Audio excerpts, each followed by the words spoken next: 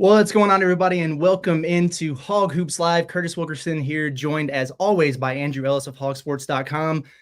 It's December 1st. I mean, we are a month into what has been just a roller coaster ride for Razorback basketball so far. We're going to relive some of our favorite moments from this Duke game the other day. We're going to take a big picture look at where things stand for the Razorbacks, kind of at the quarter turn of the season here. We're going to take a quick peek ahead at what lies ahead for the Razorbacks on the schedule. We have no more time to waste. It's a jam-packed show today. Let's get started.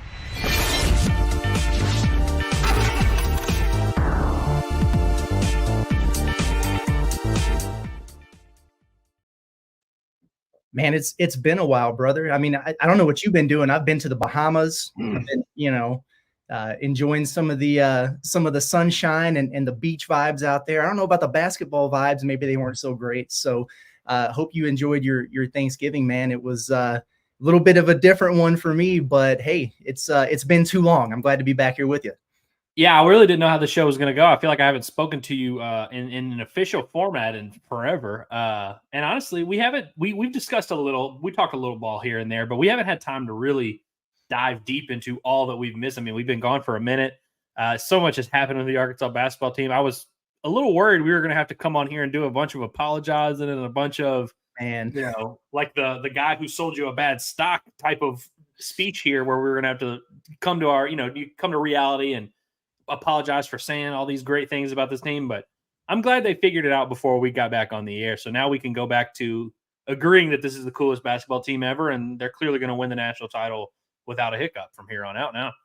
Yeah, man, I think, Wednesday night probably helped us redeem ourselves a little bit in a lot of ways, just this team getting back on track. And also, we put out that story before every game. It's like our game predictions and our best bets. And I hope people hadn't been listening to us before the other day when it comes to spending their money on betting on the Razorbacks. But I feel like we did pretty good against Duke. So it's just the start of a heater. I hope everybody's cool with that. But Andrew, man, dude, I don't know about you, but like I couldn't sleep Wednesday night after what we witnessed in Bud Walton Arena. I mean, Arkansas beats Duke 80-75, and we're going to talk about the game. But first, I mean, obviously you were in the house there with me. The pageantry, the nostalgia, the atmosphere, just fill us in on your takeaways just from the experience of Bud Walton Arena on that night, because it felt like a special one to me. Yeah, it's really rare that a night like that we've been looking forward to. I mean, everyone's had this kind of circled for a while. As soon as it was announced, there was so much excitement, and it's been something that we've talked about. I mean, on this very show, every episode we've done, we've referenced this Duke game. We've known that was kind of the first huge moment of this season. I know Atlantis, those games didn't matter a good bit, and although I guess it turns out they didn't matter that much, but we knew this Duke game was going to be such a big deal, and we were expecting, from an atmosphere standpoint, everything that we saw. And it's really, I feel like it's hard to live up to that sometimes, and especially, some of the early crowds in Bud Walton, we had kind of expressed some displeasure with. I was like, man, I really hope that, this Duke game better at least. And I figured it would be solid, but man, you could tell like about 45 minutes before tip, it was already the biggest crowd of the year. And you could just see people filing in. You could see the lines. I mean, you could just tell it was going to be a crazy environment. And man, it lived up to it and more. And I mean, absolutely had an impact on that game. And you said it before the game, and looking back, it's hard to disagree. But you said you'd be really impressed with Duke if Duke came into Bud Walton that night and was able to beat Arkansas. You might pick them to win the national title. And I really do think, like, when you're, and obviously Arkansas just lost to UNC Greensboro, so it's like, it's not like Arkansas is unbeatable at home, but the UNC Greensboro atmosphere was not the same. It's a completely different.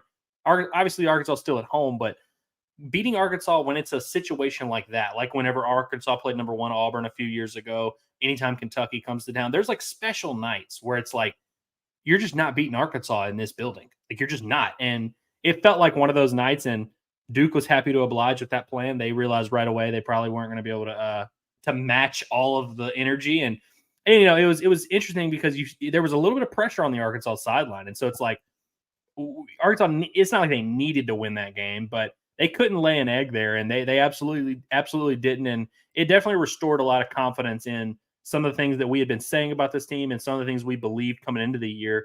It was really good to see that Purdue game, see that they could get to that level, and to see this Duke game, see them really kind of impose their will on a team and see their stars show up, even without Tremont Mark. It went about as well as it could possibly go for Arkansas. And like I said, they kind of needed that performance. Yeah, I mean, I would agree with that 100%. Yeah, I mean, if UNC Greensboro walked into Bud Walton Arena the way it was Wednesday, Arkansas wins that game by 25. And it's not me blaming, you know, the fans for not being a 20,000, filled seat arena for that game. I mean, I get it, right? It's UNC Greensboro. It's not as sexy of a matchup. There are going to be some games that just draw more attention than others. That's natural. But yeah, I mean, when Bud Walton Arena is rocking, it's hard to top. And I think everyone, from a national media perspective agrees with that. I think it was a really good, showcase opportunity for Arkansas and maybe a lot of people who weren't necessarily, hip to what the Razorbacks have going on under Eric Musselman. They kind of figured it out a little bit in this one. I mean, it was just almost surreal in so many ways, just some of the people that were there and walking around. I mean, like if you told me that I could invite 4 people to, a dinner party and just chop it up with them, like, there's a legit chance it would be Nolan Richardson and Eric Musselman and Aaron Torres and Bobby freaking Petrino. If I could get a one, like, I'd invite you. You know what I mean? But it was. Yeah, what the hell was that? You just I'm just kicked out of this. I mean, we have dinner together like twice a week. So I sign up for it more often than you should. I guess you can get a night off. Right. But I mean, it was just. It was almost surreal. I mentioned it earlier, but like the combination of just being such a big game and a big moment between, 2 really good basketball teams, but also just all the nostalgia that comes along with it. The 30th anniversary of the first game played in Bud, 30 years since they beat Duke in the national title game. There was just so much going on there. It just made for a really special atmosphere. But, on the basketball, the game itself, listen, I'm not here to pat myself on the back, but despite being called irrational and a homer and having people in my DMs and my comments all day, I picked Arkansas to win this game. And yes, the atmosphere absolutely had something to do with that. But when I take a step back, listen, I see an Arkansas team that stumbled, but has already shown, how good it can be playing against a team in Duke that comes with a lot of mystique because of the name on its jersey. But one that honestly had not passed the eye test for me. And I think I told you earlier in the day, I thought Duke was maybe the 3rd best team Arkansas will have seen at this point in the season. That's not to take anything away from the Hogs because, listen, they had to do it without Trey Mark, like you mentioned. They were night and day different in terms of the way they played, compared to when we saw them limping out of the Bahamas. But it was a really impressive performance. And, I think I wrote it in a story, but like some people probably thought this was a David versus Goliath matchup and a monumental upset. No, I think you are to the point as a program, even despite some early struggles, that you expect Arkansas to win a game like this, no matter who they're playing. But let's talk about the hoops. What were some of the things that really stood out to you in this one that helped Arkansas get over the hump? Well, I think, the 3-point shooting wasn't the entire story, but I felt like that was a huge part of, and it's been a thing where Arkansas for the past few years has been so bad beyond the arc. And we knew coming into the season they would be better. And during the season or leading up to the season, I even said that I thought they might even take as many as 25 a game, which seemed like a lot at the time. But, if you look at a lot of the best 3-point shooting teams in the country, they shoot it about 24, 25 times a game. And Arkansas's kind of fluctuated in that department of they'll go through stretches where they really like to light it up. I mean, they started the season, I think they took like 30 against Alcorn. Like they took a bunch early on. Then they would have some stretches. That Greensboro game, they started off like 1 for 17. That was a huge part of why they got clipped at home against UNC Greensboro. And then finally, it seemed like the offense just seemed like the shot selection was a lot better than it had been. Muss mentioned they had integrated a few sets specifically for this matchup, which we saw lead to some wide open corner threes. I believe they made 3 or 4 of those. It seemed like there was a lot more structure to the offense, a lot more flow. The ball movement was night and day better. I mean, that was the most concerning part of the Atlantis trip to me was, this team, we figured they would have some moments here and there defensively. And, especially in Atlantis, when you're not getting days to prepare, that's going to put Muss and his staff at a little bit of a disadvantage because that's what they like to do. And so, you look at this team, they don't have the individual defenders to be night in, night out, just holding teams under 60. But we didn't expect that. We thought this team was going to be the best offensive team they had under Musselman. And that's what made the 1 and 2 stretch there in the Bahamas so disappointing was, there was just no flow. They didn't have 10 assists in any of those games, including the Greensboro game. Like there just didn't seem to be, it didn't seem to be any like relive. It's like, could you do, anytime they get a bucket, it's like, could you do that again? It's like, could you do that twice in a row? It's like there didn't seem to be a ton of stuff that they could lean on. It's one of those like, what's your go-to sets? Who's your go-to scorer? I mean, we saw Trey Mark kind of take the scoring load against North Carolina, but again, and I love Trey Mark, but I'm like, if Trey Mark is your number one option offensively, it changes the way I view this team, and especially if he's going to be it consistently. And now, obviously, if he's as efficient as he was in the Bahamas when he gets healthy, then go for it. But I had serious concerns about this team offensively coming out of the Bahamas, and so it was really, really encouraging to see them kind of figure some of that out quicker than I expected. A little bit of turnover happy there at the end, but I thought for the most part in the game when it was really going, they took care of the ball pretty well. Ellis out of the point guard spot, loved his minutes. Loved the way Caleb Battle inserted himself. He took 13 shots, which for the first time I was like, man, finally took some. Like I was waiting for him to just take. I just wanted to see a ball dominant Caleb Battle performance, but we saw what kind of scorer he's going to be. We saw just the piece. I mean, Trevor Brazil looked every bit like a first round pick, and he's another one that I was really starting to question some things on after the Bahamas trip. Where I'm like, man, is he going to turn the corner and kind of be the guy that we've been expecting him to be? But man, he looked every bit the part in front of a lot of very important people in that Arkansas Duke game. And so yeah, I just offensively, I'm all the way back in, and I believe the ceiling for this team offensively. Still some stuff to work on defensively. Still don't love the front court. Still, need Trey Mark to get back and kind of clear up that depth a little bit. But I think that it was very good to see a performance like that where they shared the ball and they knocked down shots and kind of opened up the defense and seemed to be a step ahead of the defense, which really just had not been the case to this point. I love a lot of the things you said there because it's almost like a tease of some of the things we're going to talk about here on the show today. Yeah, I mean, you mentioned the struggles with the pressure there at the end of the game. Like, Muss is brilliant, but man, for whatever reason, it's not just the other day. Like it's consistently, they really struggle in that situation against full court pressure. I think the game plan seems to be like get it into the hands of your best ball handler, whether that's JD Note or Chris Likes of the past, or I think they were trying to make it Ellis or whoever they could get the ball inbounded to the other night, dribble around and get fouled, but. Boy, you'd like to see him come up with something a little bit better there than just really struggling for 4 seconds and then getting the ball in that coffin corner and being trapped right away. That was a little bit scary, but man, outside of that, I thought it was a real masterclass from Muss from an X's and O's standpoint. I thought it was a great move for them to put Kyle Filipowski in ball screen after ball screen right away. Ellis started to try to split the defenders there. They got 2 fouls on him real quick. That was a huge factor in the game, I thought, early. They just didn't guard Mark Mitchell at all. Like him with the ball on the perimeter was like Tom Hanks with Wilson on that island, like all alone with no idea what to do next. And that messes with people's heads. It completely changes how you attack a team offensively. John Shire didn't know what to do. He didn't know what to do. You mentioned the trust that Muss put in Ellis, who, listen, look, I've been buying all that Ellis stock, but I was starting to waver on that a little bit after the Bahamas and the first few minutes there. He was really struggling, but Muss is right. If Arkansas is going to be the best version of themselves, they need him to be on the floor with confidence, playing well. I like the moves that he made in the front court. I mean, he gave Makai his looks. He got in foul trouble.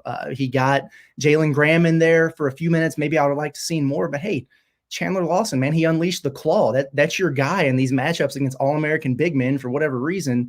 He really steps up in those moments, and he rode the hot hands there. They executed against the zone defense, which is something that's been maddening at times in the past. You mentioned some of those sets they put in, knocking down threes. It was really nice to see.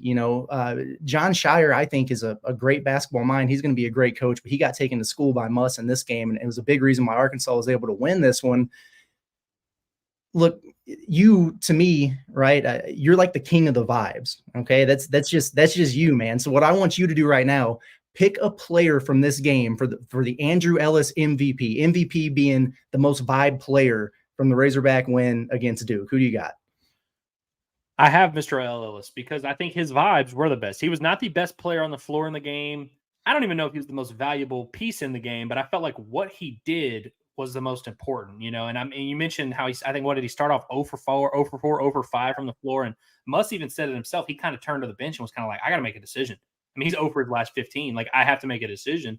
And I mean, there was a stretch in the first half, especially because Ellis gets pulled. Ladarius Blocker comes in and makes a couple plays, and I'm like, man, is this really like we're really going to live in a world where Ellis is kind of out of the rotation? I was kind of starting to like allowing my mind to get there. And I agree with what you were saying, where like the best version of this Arkansas team has to have Ellis bringing that punch as a scorer and, as a distributor too. I mean, we talk about the passing and the ball handling so much.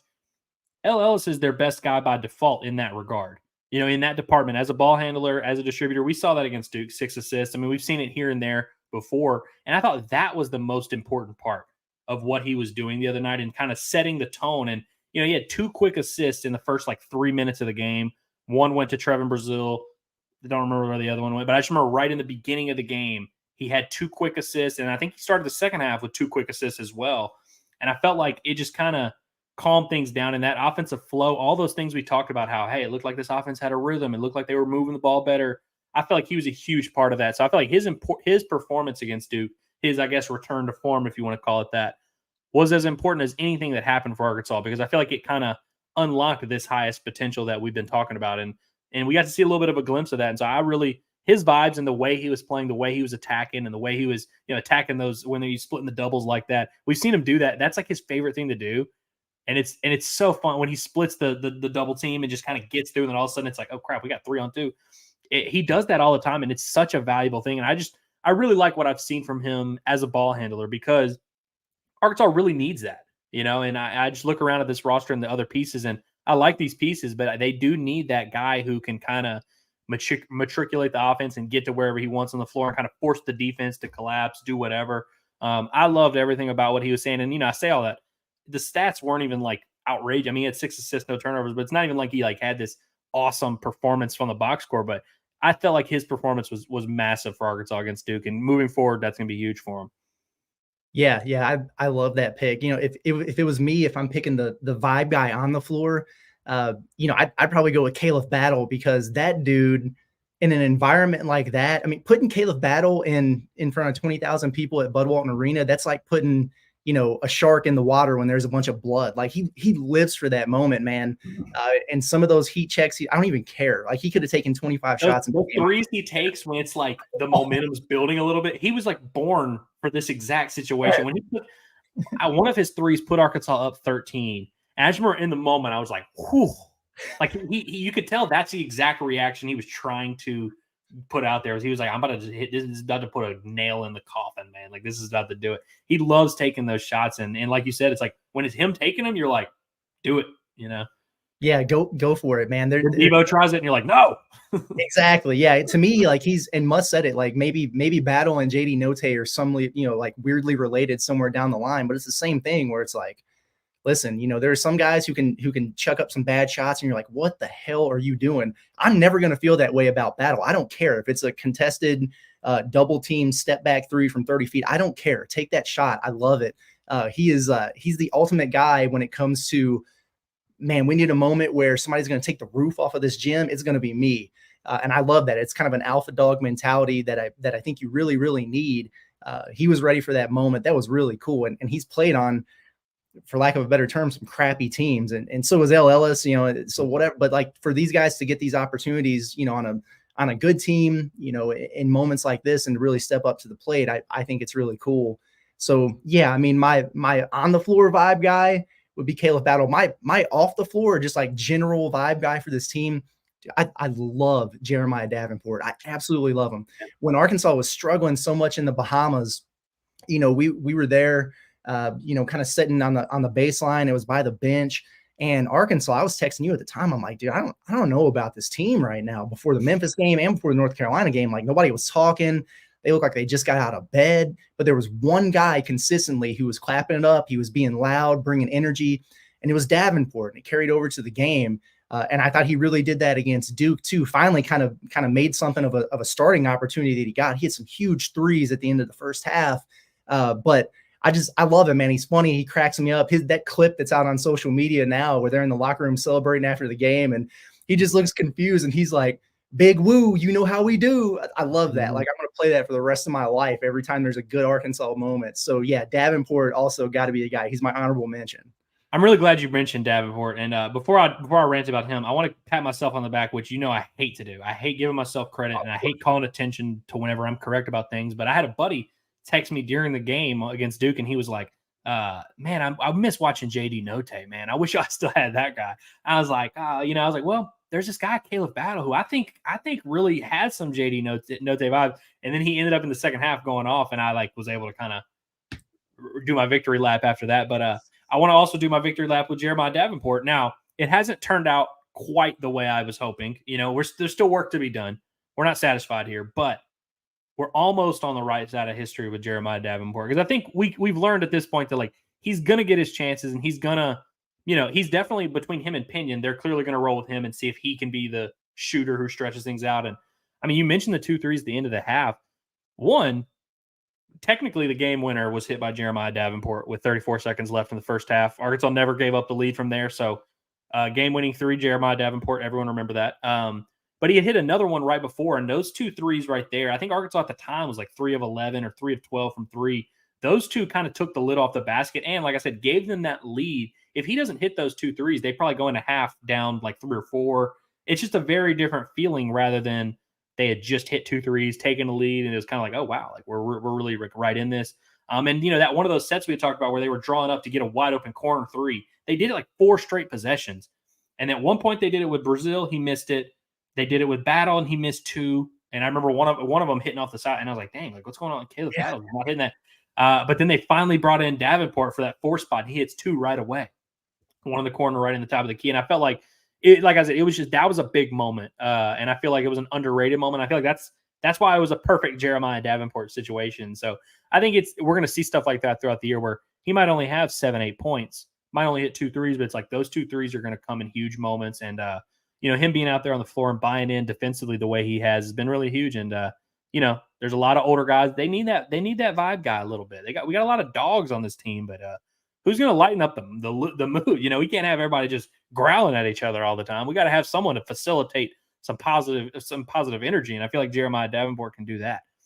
Yeah, no doubt about it. And I really like the way that, in front of a crowd like this, and with some of the pressure that I think was fairly put on this team by, the coaching staff, that they were able to play loose and play with confidence, because it's easy in that environment, even if you're the home team, to really get tight and pucker up a little bit and maybe shrink in that moment. But Arkansas didn't. I'm glad that Muss approached it the way he did. He was talking about it after the game, where he was telling the guys, listen, this is a must win. I know it's just November.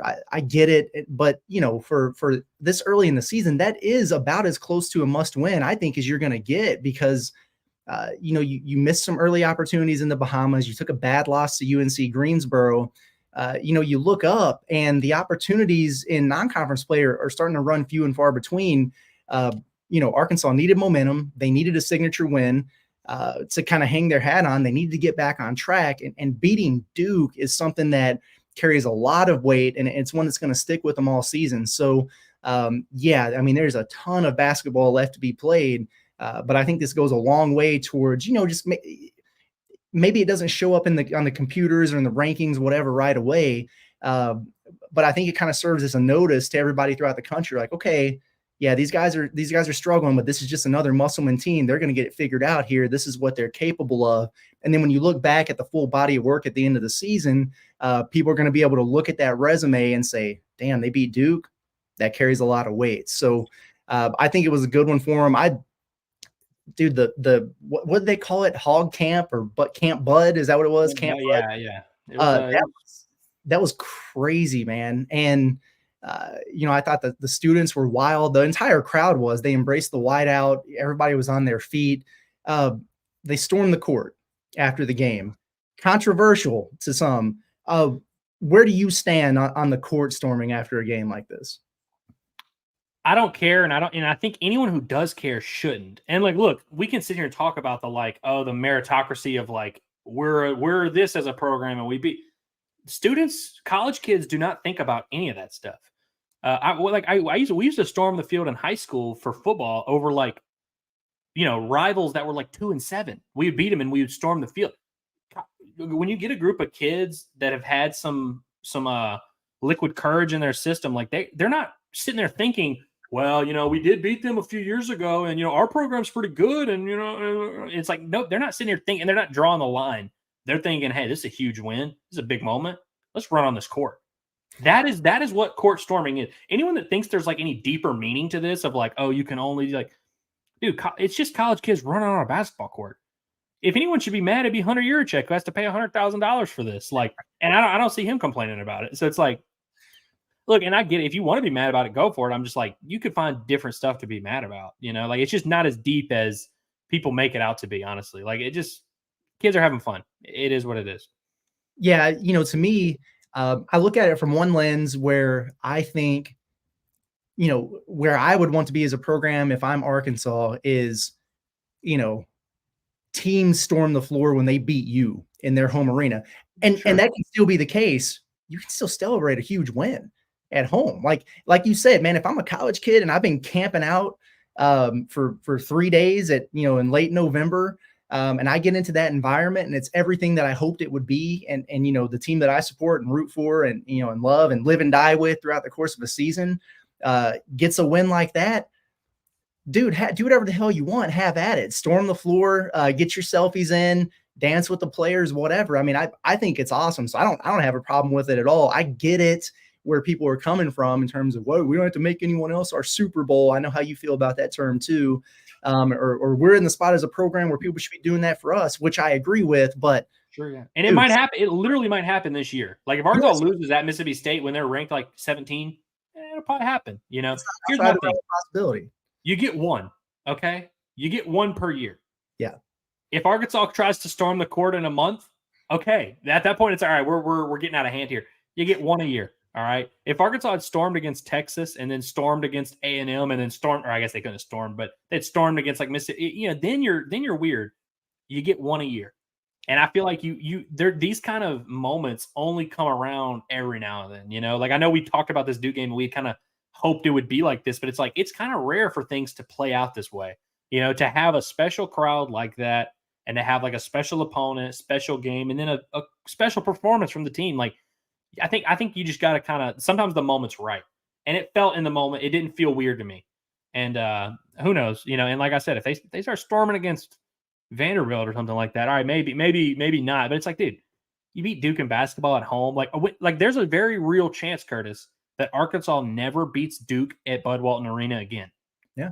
Just realistically, like there's a very real possibility they might never see him again, And so it's like, I don't know. I'm all for just kind of taking advantage of those opportunities. And like I said, if someone does it to Arkansas, then you just get to play the Super Bowl card.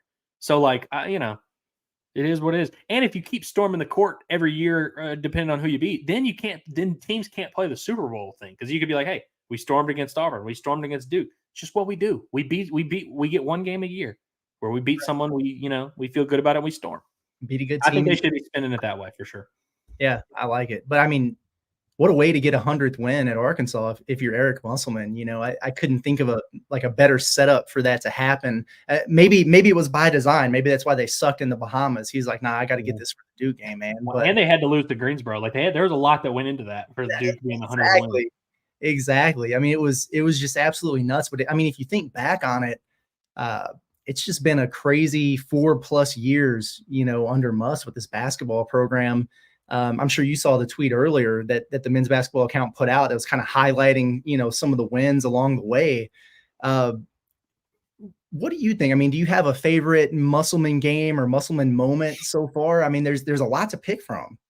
So, I was thinking about this the other day. I texted my dad, I think, and I was like, I don't know what the top 10 of like my favorite games I've covered are, but I know basketball's got a lot of them, I mean, I started covering Arkansas full time that football season of 2021. So that Texas football game was one of my favorite moments I can remember. But, that year in basketball, you had Auburn at home. They beat Kentucky at home. Does that sound right? They beat Kentucky at home that year? There was maybe 2 or 3 other wins that year that I was just like, man, this is awesome. Yeah, they got Kentucky at home. Tennessee was a top 10 one at home. Yeah, it was. I was not at the West Virginia game because I was filling in for Danny with recruiting that day. That sucked. I was on campus, but I was not at the game. Not that was like a legendary win or anything, but that Tennessee win was big. But yeah, I felt like that whole season, honestly, was like, I just view it all as like a dream. Like that home slate that year was just awesome. It even included a loss to Vanderbilt, which was crazy. At home. But yes, like I think the basketball games have been like my top 10. There's like probably 7 or 8 basketball games that just like the home crowd was crazy. That Auburn game, I had a headache for like a day and a half afterwards. It was so loud. And I leaned over to Grant at one point. I was like, dude, I think I'm going to have a headache after this game. Like, I was prepared for it.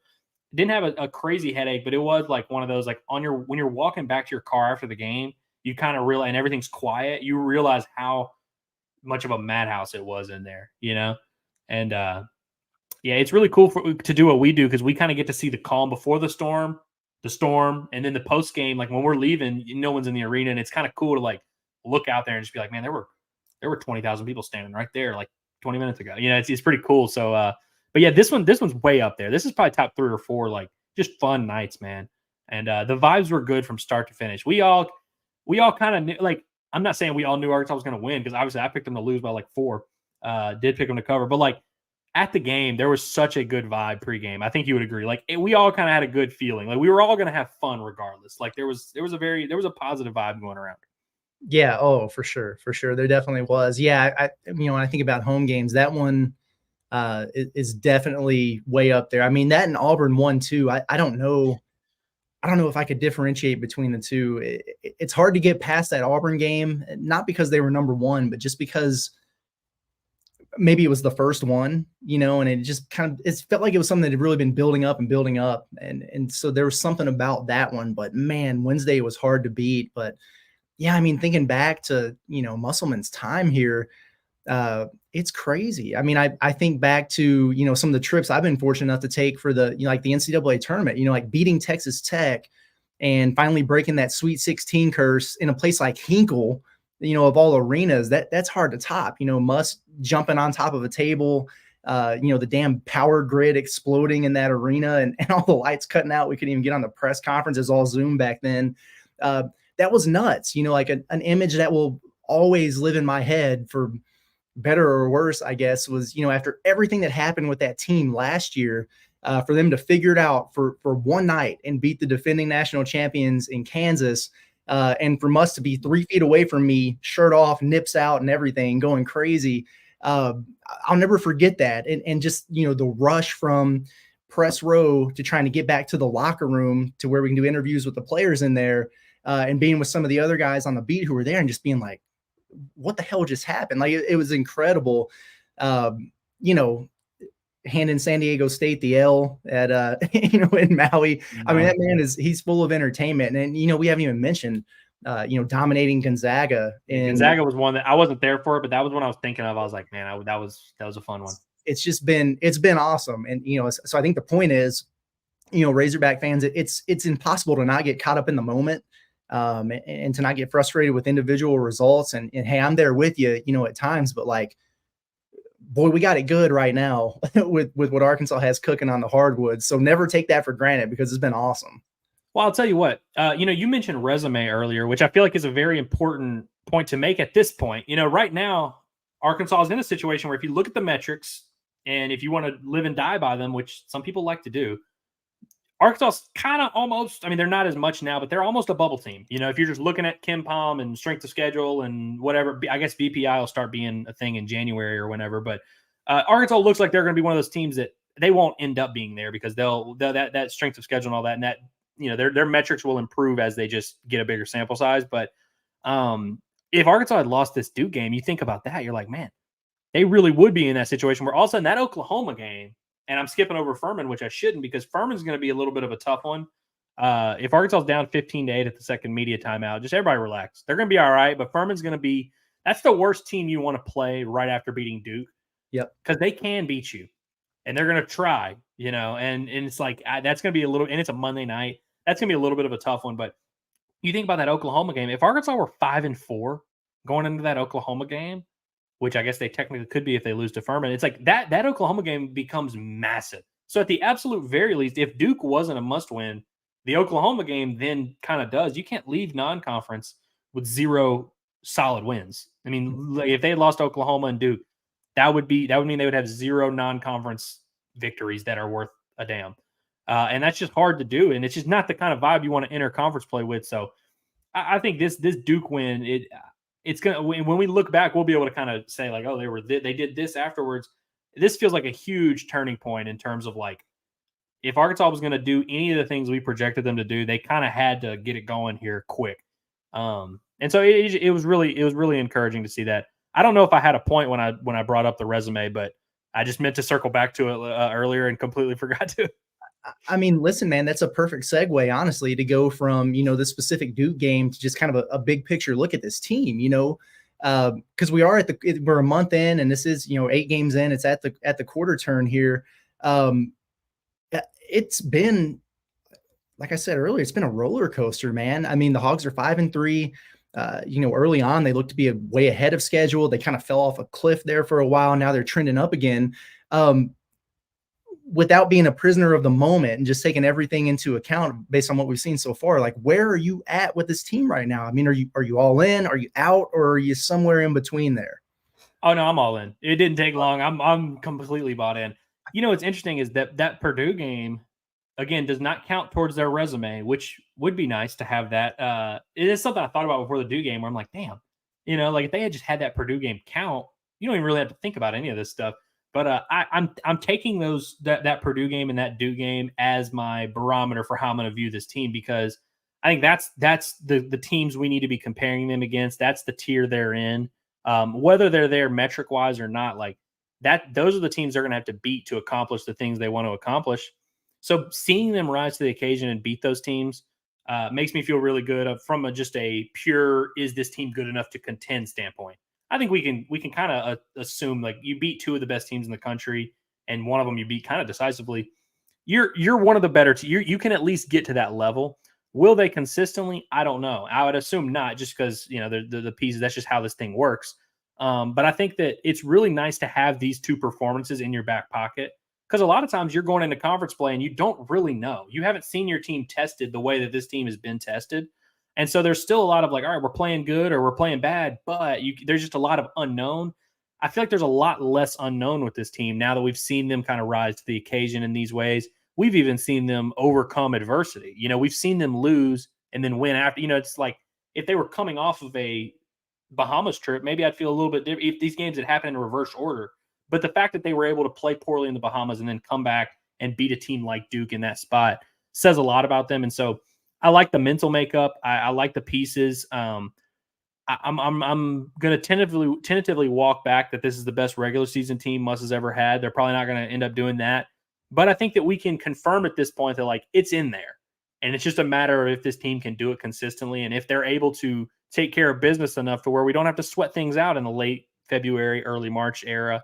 But I imagine this team, I feel like they're going to end up similar to the first, I guess those 2 Muss teams that went to the Elite 8. They feel very similar. And I don't know if they're going to end up being a 3 seed, 4 seed, 5 seed, whatever, but I'm viewing them in kind of that range. Do I sound crazy there?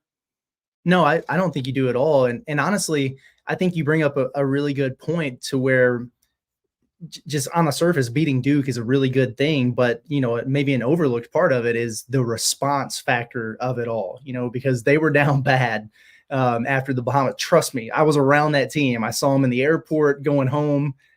Muss, not a happy camper. Vibes down.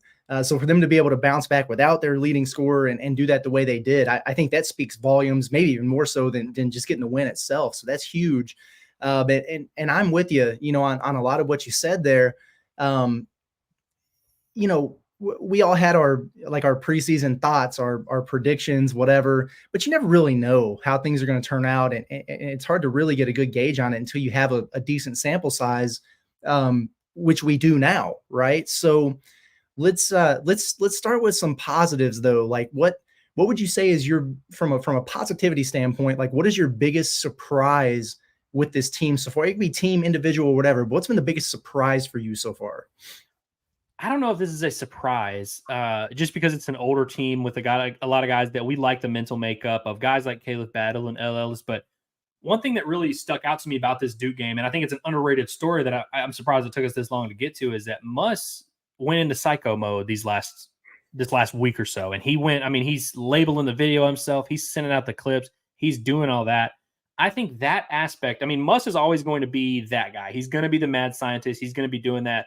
But to see him communicate it and his team receive it and execute it so well, and they had 5 days to prepare for this game, but they're going to have time to prepare for a lot of games, and they're gonna, that's gonna be a case a lot.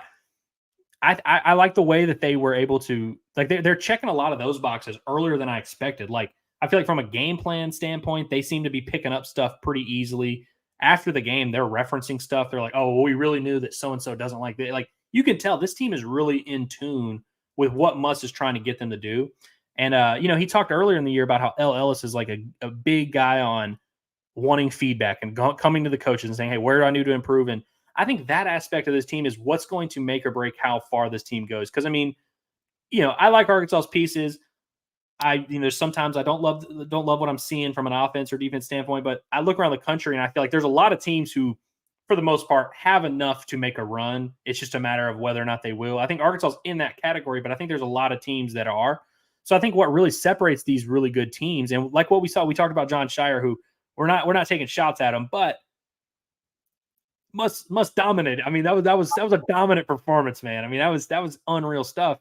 And fair play to him. John Shire could very easily do the same thing to Muss in the tournament. Who knows? But I just think like that's what separates these teams in these big moments is, obviously their head coach's ability to find those details that set his team apart, which we've figured out Muss is as good as anyone at doing. But Arkansas's ability to receive that as a team and communicate that and execute, like a lot of seniors, a lot of adults. And so it's like any deficiencies with this team that I see on the floor, I feel like they're able to compensate for it in other areas. And I feel like throughout the year, we're just going to see that consistently where, yeah, we might not be able to defend this action from this team, but we put in this lineup and we go small, they can't defend, and they're able to find answers. And I just felt like that was the most encouraging part about the Duke game is it's just like Arkansas had answers for everything. And the Purdue game as well. We'll go back to that. And they didn't prepare for Purdue like they will in the future, but they were all over every set Purdue was running. It seemed like Purdue was having to adjust to them a lot more. And so I think those little details are what's going to set this team apart. And then we can talk all day about all the pieces we like. And I like the 3-point shooting that we've been seeing lately. I like that this team can go small, but I really like that Chandler Lawson has emerged in this way as this freaking bona fide star at the 5 who can defend the best big men in the country. It just seems it's the most bizarre thing ever. And I say so. Chandler Lawson is a big surprise. That's the one like on floor surprise. But I'm really I'm surprised at how ahead of schedule this team has been from a game planning standpoint, which is funny considering that they just lost 3 or 4 games, and I'm speaking so positively about them. But I think those struggles in Atlantis had a little bit to do with the fact that they didn't have that advantage. They didn't have that we get to game plan and we get to do whatever. And so I really like the mental side of this team a lot. And you talk about Caleb Battle's confidence being around them, and they were down in Atlantis, but it's like you get that confidence that this team can kind of figure it out. And until they really struggle again to show up against a good team, I feel pretty good about them. Yeah, I mean, Eric Musselman's 28-5 with 4 more days to prepare for a game, and he's about to get in a run of those here, between now and the start of SEC play. So that's probably a good omen for Arkansas. I mean, you can relate to this, like when you're just sitting at home chilling or whatever, and you feel your phone vibrate, it goes off in your pocket like 6 times in a row. When it happens to me, automatically I'm like, that's Trey Biddy. Like, but that's Trey. What does he want? And imagine being one of the players for Arkansas and that happening probably at like 3:15 in the morning and knowing like, damn, man, that's Muss. And he just sent me 6 clips of, getting clipped on a ball screen or making a bad read on this play or being out of position defensively. Or worse, you're sitting behind him on the plane and you can see his laptop pulled up and he's got your footage and you're getting there blown by and you're just sitting there like, oh man, I'm about to get a text. This is not good. Oh, it's tough stuff, man. But no, I'm with you. The way they were able to just execute that game plan, nearly flawlessly. That was surprising at this stage in the season, especially given where they were at.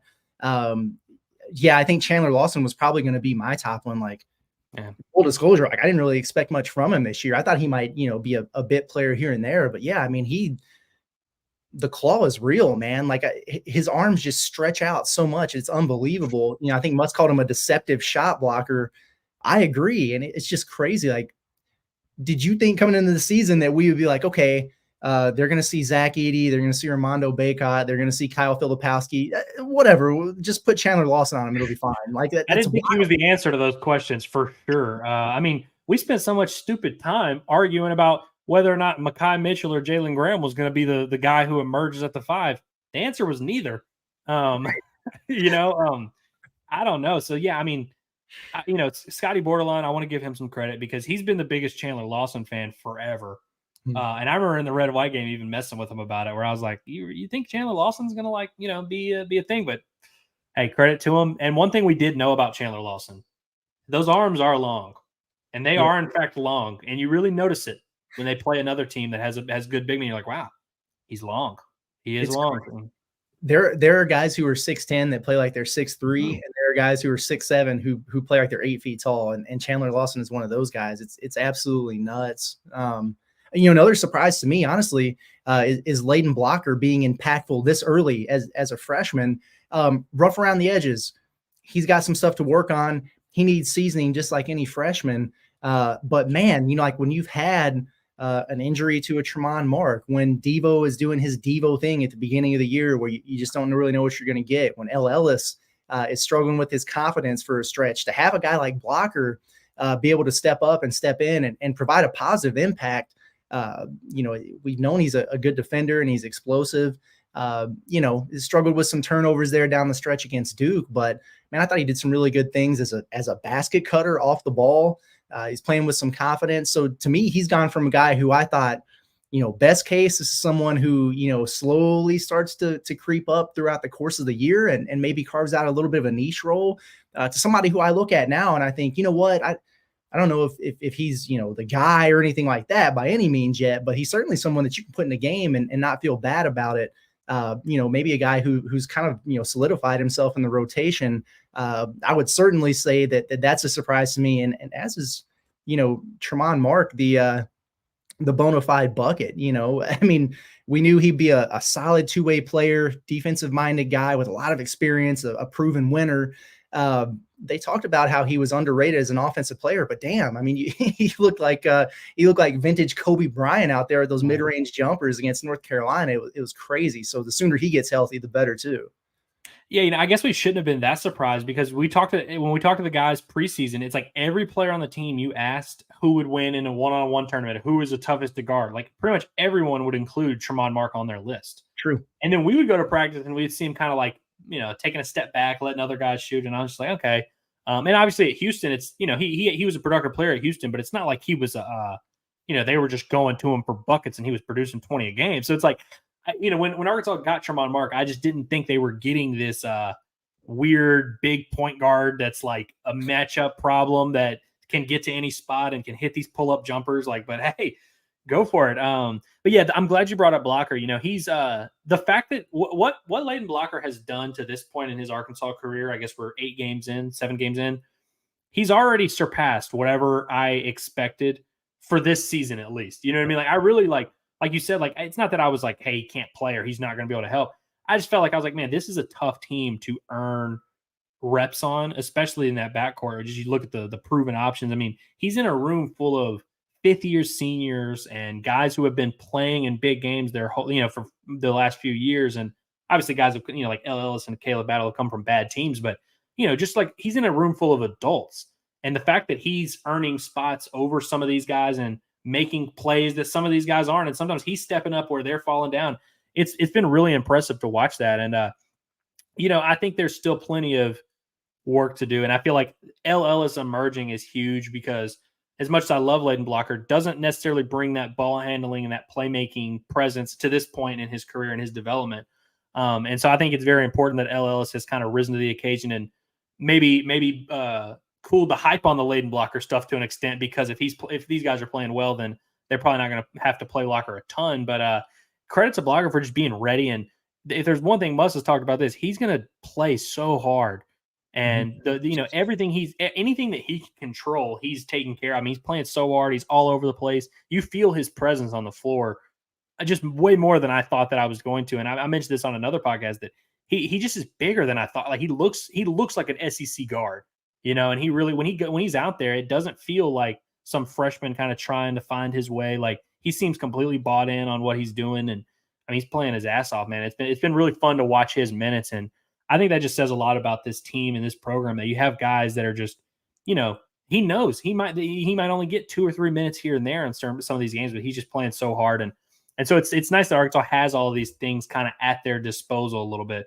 But like I mentioned, these other guards stepping up and being who we expected them to be is huge for them, because Arkansas doesn't want to be in a position where they're turning to Ladarius Blocker and they're like, hey, we need you to do this. I like that they have him in a situation now where he's kind of like a little junkyard dog that they can unleash at their own disposal and whenever they want to. But yeah, I've been encouraged by him and Lawson. I really just did not have them penciled in for much this season. I'd love to pretend like I did. I just didn't. And Lawson especially. I mean, he legit, he's the best forward on the team. Just about. I mean, he's the best big man, or true quote unquote big man. Until Trevor Brazil sets 2 screens, I'm not going to refer to him as a big man. Facts. Can we get that man in some ball screens, please? Damn it. I mean, he looked great against Duke. I thought he did a really good job of asserting himself, but I would have him in ball screen after ball screen after ball screen. What are you going to do? He's the best. It says a lot about him that he's so talented that he pretty much is playing the 2 guard. And yeah, it's unreal. He's a really good 2 guard against Duke. He's running off more screens than he's setting, But hey, whatever. If you're getting 19 and 11 against Duke, then I can't. He got to be working on his ball handling. If teams are going to full court pressure Arkansas, but Trevor Brazil might have to be the inbound. Like he might have to be the guy right there. It's crazy, and this has all been really good, but it hasn't been all sunshine and rainbows. I mean, this team has had some unforeseen struggles. So we talked about our biggest surprises. Let's also talk about our, maybe our biggest disappointments. I'll go first, but I'll go quick. A handful of the things that have stood out to me so far. Number one is just getting cooked by opposing players, like having that one guy off the other team just go off, because that's been something that has been a staple of the scouting reports since Muss arrived. Like, they shut down the other team's best player. They know how to identify them, and they have a game plan for shutting them down. 6 straight games now that somebody from the opposing team, mostly guards and wings, have gone for 20 or more. When you have a backcourt that starts with Devo Davis and Tremont Mark as defenders, and you have an older team and an experienced team, for me, it's surprising to see that, and something they're going to have to get figured out. The tempo of this team really struck me as a group that was going to play super fast. They're not generating enough turnovers to get those transition opportunities. They're not pushing the pace as fast as I thought they would. They're 104th in the country in adjusted tempo. I thought they would be a top 25 easily. Somebody posted this on our board earlier today, but it's by far the slowest paced team that Eric Musselman has had so far.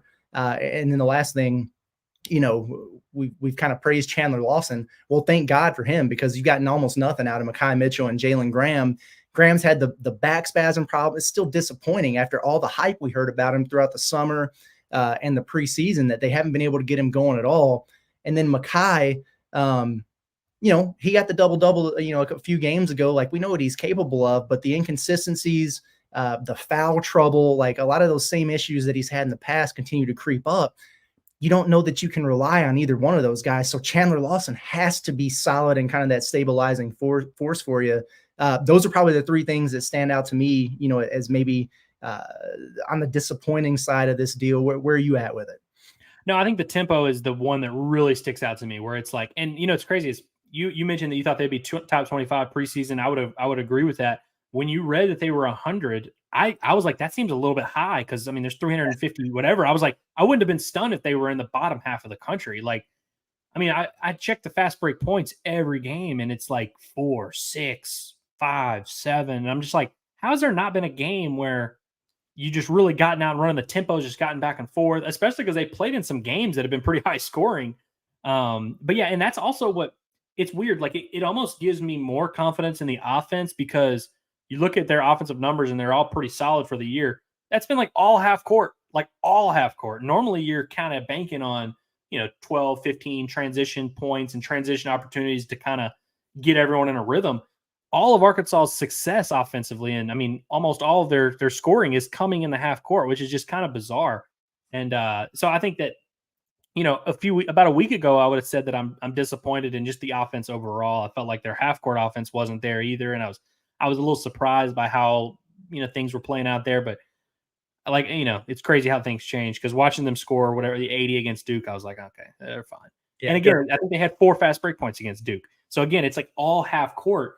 And so it's bizarre to me. And I think that the not creating the havoc defensively is really where it starts. And just their perimeter defense, they don't stop the ball a ton. It seems like teams are able to kind of break in. Sometimes they're able to collapse and force misses at the rim. And this team has blocked more shots than I think we probably expected.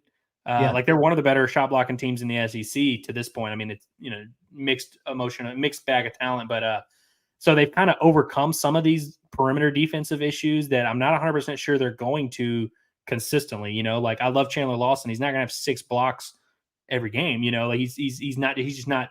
None of these big men that we're referencing are like true defensive anchors or anything. So I think that guard defense is a little concerning, and the steals are really like just the fact that they're not forcing the action more. And, guys like Devo and Trey Mark, who we've seen what they can do defensively. We know that they can, when they lock in, they can be good one-on-one defenders, but I'm just surprised that they're not able to kind of fluster teams more and force more mistakes and get out and run. And yeah, it just seems like teams are kind of able to get whatever shot they want against Arkansas. And when I say whatever shot they want, it's not like they're getting great looks consistently, but it doesn't seem like Arkansas is deterring them or kind of taking things away. Like, hey, you're not going left, or you're not going to dump it in here. We're going to further, they're not taking things away from their opponent the way that we've seen them do defensively. Like you mentioned, I mean, there's been multiple games throughout Devo's career where it's like, hey, this guard that averages 17 points, he's 1 for 3 in the first half.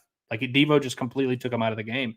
We've seen that happen. And I just feel like, maybe it's in there. Maybe it's something that we'll see later on. I don't know. I'm sure Devo for sure, I know, will go to a different level, defensive intensity. I mean, if there's one thing we know about Devo, he's going to suck in November and December, and then he's going to be the best player you've ever seen for 2 weeks in January, and then you'll forget that ever happened. So I have no doubt that there's going to be a game where Devo has 5 steals, and we're like, oh, that's right. That's what he does. But, him and Trey Mark, I feel like I'm going to call them out because they're the guys with the most defensive reputation. They're kind of who this whole operation is built around. You bring in a guy like Caleb Battle and Ellis because you have good perimeter defense with those guys. They've got to show that, and I think they're carrying a load offensively, especially Tremont, but I don't think it's unfair to criticize the perimeter defense at this point. I mean, it's been bad overall, and I think those 2 guys in particular are guys that we did not expect to contribute to that. So I would expect to see a little bit more urgency on that side of the ball from a couple of those guys in particular. Let's talk about some fool's gold here. And what I mean by that is, something maybe good or bad that, if there's a trend right now, whether it's player or full team, if there's a trend that you just aren't buying with this Razorback group right now. So for example, for me a minute ago, I talked about how Arkansas has just allowed, an opposing player to go for more than 20 points in a half dozen straight games. Given the track record, I don't think that's a trend that's going to continue. I think that's something they're going to be able to rectify. I look at the free throw shooting right now, sub 70%. Again, yeah, I mean, we got a pretty decent sample size right now, but I think that they're going to be better than that. Like, so those are a couple things that strike me as, trends that we've seen so far that I'm not buying it. And, in these cases, I think there's going to be improvement, but there might be, other cases where Arkansas is overachieving a little bit. And you look at it and you're like, damn, it might come back down to earth on this. I know it's kind of a weird question, but is there anything that kind of strikes you, off the top in that regard? Well, there's nothing in terms of positive. There's not many positive trends for Arkansas that I don't believe in, because like, what are they doing that's unsustainable? If there were one, and I've kind of hinted at this on this podcast, and I'm probably going to catch some heat for saying this now. The one trend I'm a little concerned about is that, and the Duke game helps because Trey Mark didn't play, but if Trey Mark is truly going to be like the go-to scorer on this team, that's going to take the most shot attempts, which coming into the Duke game, which he did not play in, he was like 25 more than the next guy. He was by far their most ball-dominant scorer. I think that's a little bit like, I'm like, is that really going to be the case? And obviously against Carolina, when you score 30, when you're as efficient as he was, now again, if he's going to do that, go for it. Like that's perfectly fine. And I have no doubt that he's made some strides as a scorer. I mean, we're talking about a guy at Houston that shot like 37% from the floor for his career, not from 3. And so it's, I guess, coming into this year, I was not buying him as a legit shooter and / scoring option. So it's a little surprising to me that he's kind of become the go-to guy, especially like, I mean, we saw in the Purdue game down the stretch, they just went to it. Like he was like their go-to guy. And I think some of that's a little bit matchup dependent. So maybe that's not the case, but I think that's one thing where like, if I'm looking at something where I'm like, is that maybe a little bit of fool's gold? I think the Tremont Mark being Anthony Edwards all of a sudden might be it. But it's not like, I'm not concerned with it necessarily. I just think it's one of those things where I don't know if I'm necessarily buying that the guy who has been 37% pretty consistently his entire career is now all of a sudden like a 50, 40, 90 shooter. Yeah. That's a pretty good point. And I think it's probably, we can go through this fairly quickly because we've touched on a lot of it already, but let's do some buy or sell here on a number of things with this Arkansas team. So, let's start with maybe some player specific stuff. Like, we'll just get right into it since this has been the topic of the last bit of the conversation here. Are you buying or selling Tremont Mark as this team's leading scorer at the end of the season? I'm not buying him as a leading scorer at the end of the season. I think Caleb Battle is he checks the most boxes. Trevor Brazil is the guy I picked preseason, and I was pretty adamant about that. I thought he would lead him in scoring. He has too many games where he just kind of floats in and out. Now, Tremont might be their most consistent, weirdly enough, even though I just said he shot 37% for his career. I think he's going to give you that 10 to 15, almost every game. And Battle may have a little bit more fluctuation, but I just think when the game's on the line, you're going to want to inbound the ball to Caleb Battle to shoot the free throws. You probably, if there's a three you need to someone to make, you probably want it to be Caleb Battle. I just feel like I trust him as the lead ball handler. If my goal is to score points, Caleb Battle is my number one choice in terms of everything. I really trust him. I think that KB would probably be my choice, but I might actually be buying Mark as the leading scorer. I think just you could really look at it from either standpoint based on exactly what you were saying. But to me, it's his consistency. And you're right, his career numbers.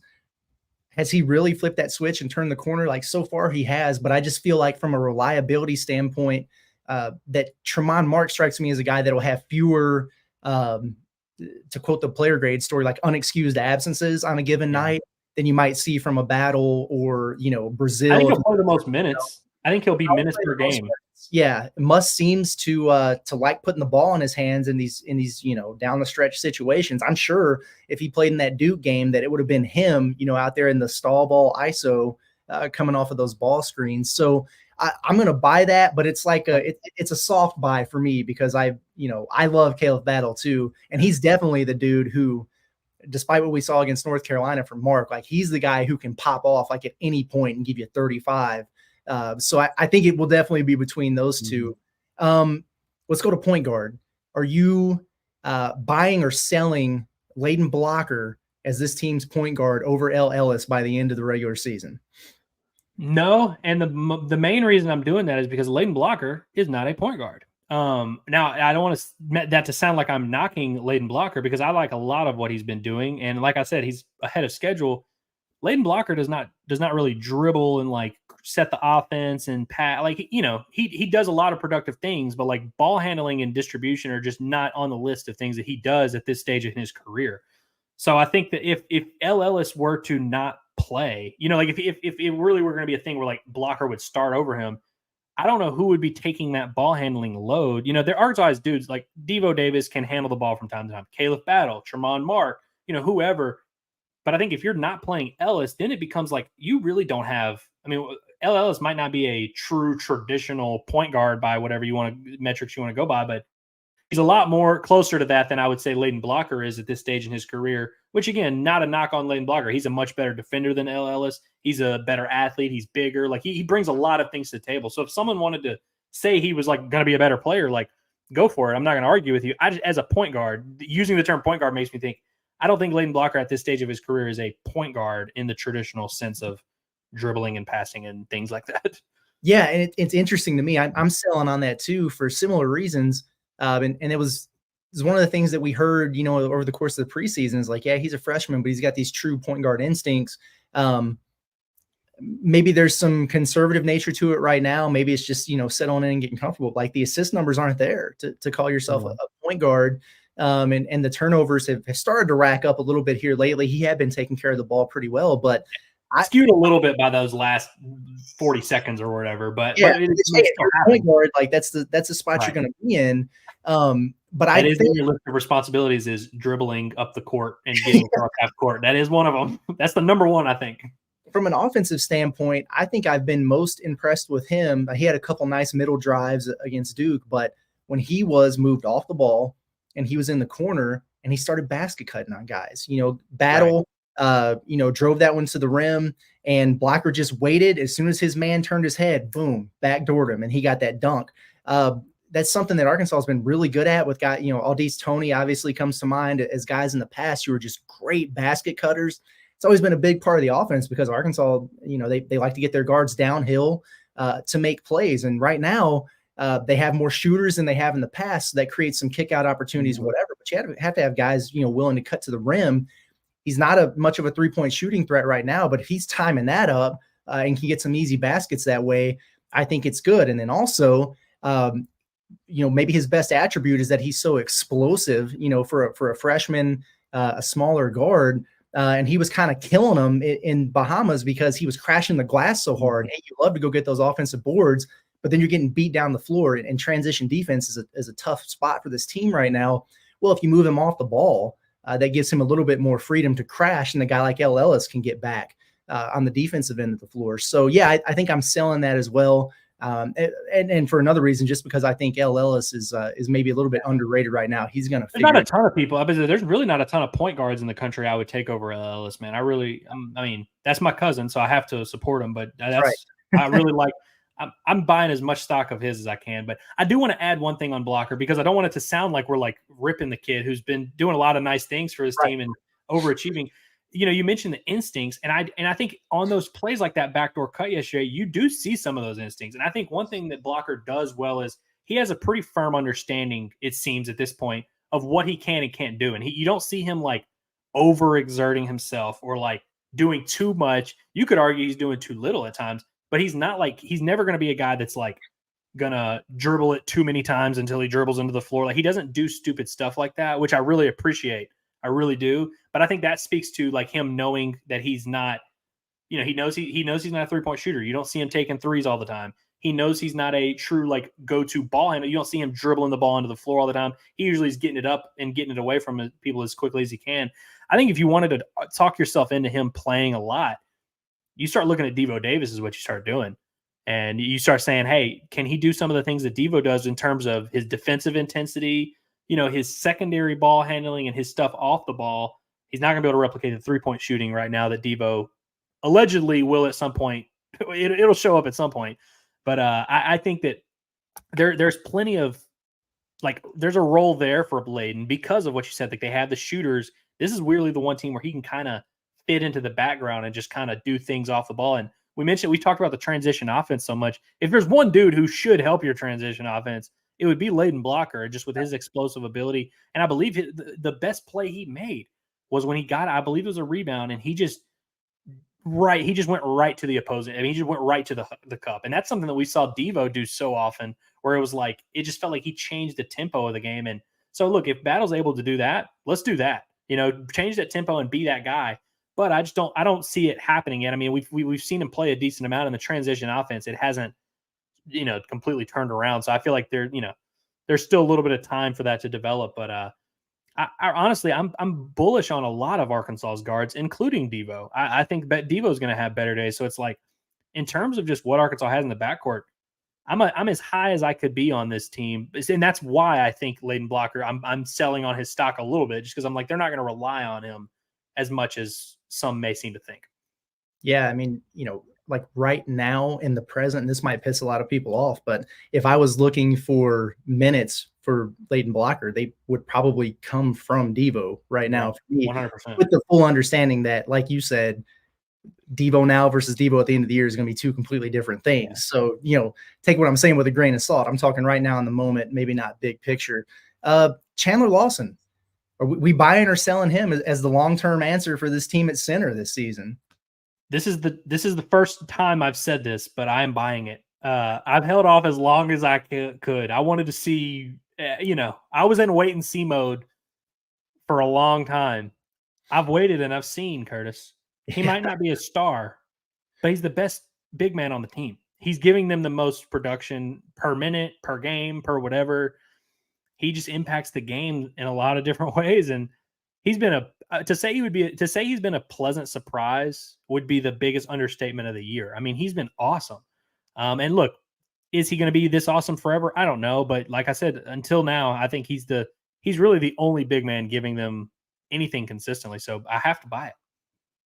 Yeah, it's unreal. I think, probably the most important part of being a starter is just knowing what you're going to get on a given night. And like you said, I mean, you feel like you're going to get the most consistency out of him. Now, does that mean that there's not going to be plenty of nights where, Mekhi Mitchell is the first sub to come in and, he's not picking up 2 fouls in 11 seconds and he's assertive and playing well and gets you double-double? Sure. Is Jalen Graham going to have his moments where he gets in there and hits a couple spin cycles right away and Muss is like, cool, we're going to ride that wave? It's still a platoon effort. But yeah, I mean, like in terms of the guys you want to start and probably finish games with right now, Chandler Lawson's got to be it, man. I mean, you trust him to execute the game plan. He's reliable. You know what you're going to get out of him. He's not trying to do too much. He defends his ass off. Sure, I'm in and I'm with you. I did not expect to be saying that at this point, but he's shown me enough, man. He absolutely has. Well, you said a very important thing there, knowing what you're getting. And I love Mekhi Mitchell. I've been a Mekhi Mitchell guy for a couple years now. I even kind of don't hate Jalen Graham, but there's one thing about those two guys. You don't know what you're getting. Like you just don't. Even though it can be good, you don't know what they're going to give you day to day. And for that reason alone, I think that's why Chandler's got to be the starter and potentially the closer. Yeah. Yeah. Let's shift gears real quick to let's go from buy or sell to maybe some over-unders that we have, given Arkansas's sample size here. So we'll do some stats, then we'll get into some more big picture stuff. So Arkansas is currently shooting 69%, nice, from the free throw line. Over under 69% of the free throw line for Arkansas at the end of the year. I mean, it's got to be over, right? But I hope we've so. done this every podcast where we're like, well, they'll start making them. Then freaking every game I look at it and I'm like 19-31 again.